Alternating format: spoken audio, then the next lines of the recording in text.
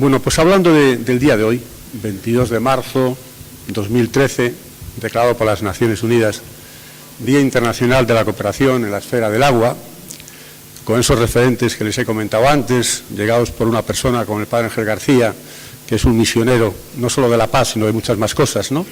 Donde nos daba a conocer, que cogimos un poco precisamente ese tema de decir, no, hay que estar también en el tema del agua, hay que poner ahí la situación actual para ver qué se puede hacer realmente, ¿no? Bueno, pues dentro de este marco nos encontramos siempre a veces el juego de los premios y los premios, decir, ¿y dónde vamos? ¿No? Pues claro, para hablar del agua, imagínense ustedes, ¿no? Acciona, Aqualia, Aqualoid, Arbar, pero también nos encontramos con fundaciones, con una gran labor, y los dos premiados que les voy a pedir ahora que suban, les voy a hacer la presentación porque yo les voy a traer el premio, ¿no? Uno de ellos es, pues fíjese, Bomberos Unidos Sin Fronteras. ¿Y para qué? Bueno, los bomberos conocemos la labor que hacen, ¿no?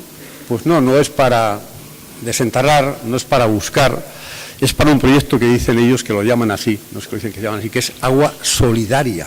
¿No tenés, eh? Hablamos de solidaridad en muchos temas, pero también existe proyectos vinculados al agua con la solidaridad. Así que le voy a pedir a su presidente, director Enrique Fernández, el director general, que suba por favor.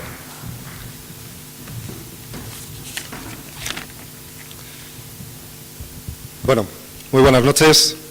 En primer lugar, agradecer en nombre de todas las personas que formamos parte de Bomberos Unidos Sin Fronteras a la Asociación Premios Ciudadanos por este reconocimiento público. Agradecer a los miembros del jurado, a su presidente, la elección, darle las gracias por haber pensado en nosotros. Y bueno, pues supongo que muchos se preguntarán qué pinta Bomberos Unidos Sin Fronteras en el Día Mundial del Agua recogiendo un premio, ¿no?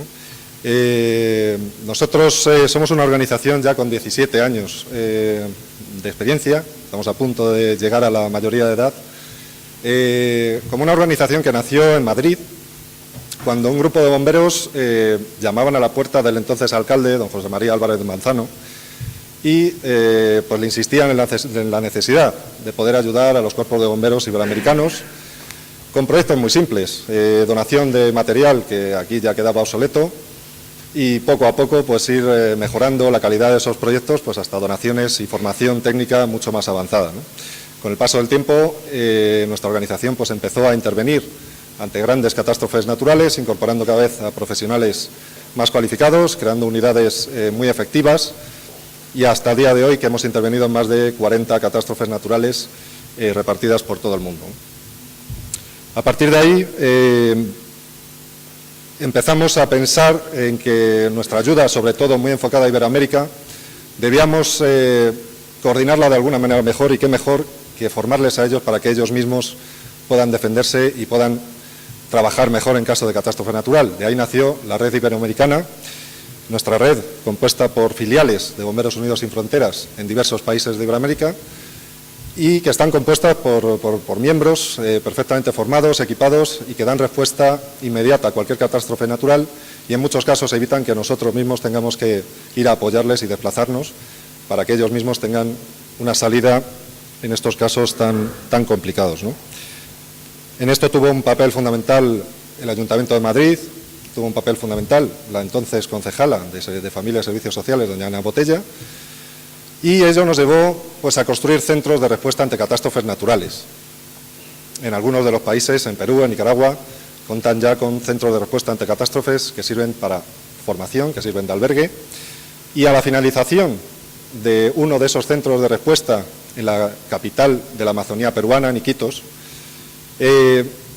detectamos que había unas cifras terribles de mortalidad, de mortandad, de enfermedades que venían prácticamente todas las infecciones derivadas del consumo del agua en mal estado. Mucha gente, cuando proponíamos hacer proyectos de agua y saneamiento en la Amazonía peruana, nos decían, pero si allí tienen todo el agua dulce del mundo, ¿no? Allí pasa el Amazonas, pero el problema es que el Amazonas ya baja contaminado, ¿no? Las cifras, como digo, eran alarmantes, siguen siendo alarmantes, y propusimos al Ayuntamiento de Madrid que nos apoyara, en este caso, para la construcción de sistemas permanentes de agua potable, ¿no? Allí nació Agua Solidaria, ¿no?, en 2004.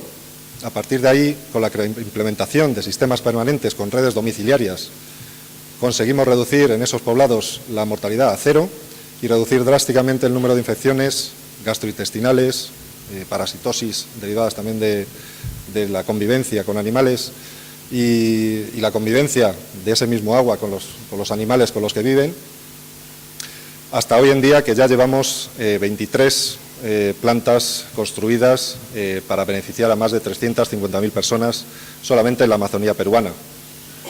Agua Solidaria, que nació, como decía antes, de la mano de doña Ana Botella, ha seguido un rumbo de exportación en ese sentido. Hemos exportado Agua Solidaria a otros países, a otras zonas también de Perú, como en Pisco, después del terremoto de 2007, y en Haití, donde, entre otras cosas, seguimos trabajando desde 2010, desde el momento del terremoto, y donde hemos rehabilitado el sistema permanente de agua del Hospital General, el de mayor afluencia de pacientes que tiene el país en la actualidad, ¿no?